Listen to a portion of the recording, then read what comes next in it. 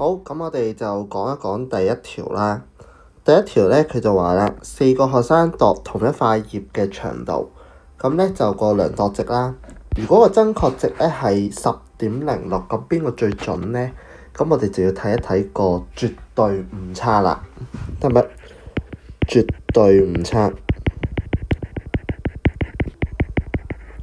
即係個 absolute error。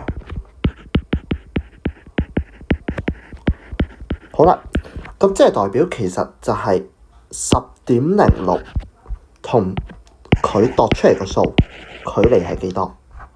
得唔得？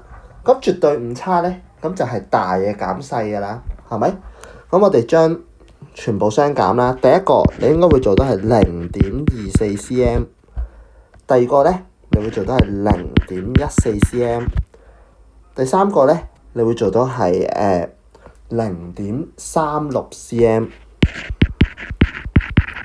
第四個你會做到係0.26 cm。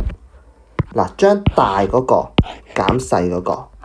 嗱，咁上面嗰兩個咧就將個量度值減翻10.06啦。好啦，咁咩叫準確值最高啊？準確值最高即係誤差最細啦。咁我哋就可以揾到個答案就係 boy 啦。